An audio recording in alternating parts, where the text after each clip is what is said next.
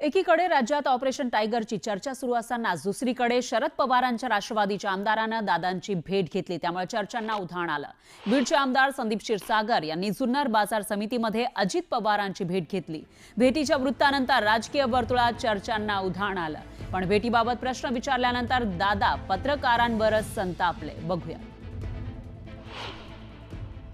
तुम्ही ना इतके वेडे आहात। मी राज्याचा उपमुख्यमंत्री आहे। तो विरोधी पक्षाचा जरी आमदार असला तर त्याच्या शहरामध्ये 21 दिवस पाणी नाही प्यायला।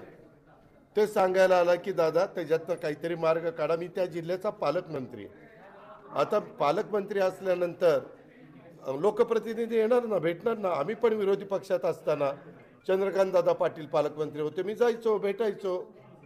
तुम्ही असं काहीतरी एक भाऊ निर्माण करता, लगेच ब्रेकिंग न्यूज हे भेटायला।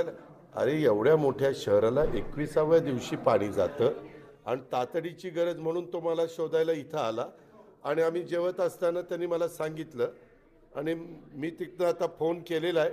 मार्ग काढायचा प्रयत्न माझा चाललेला आहे।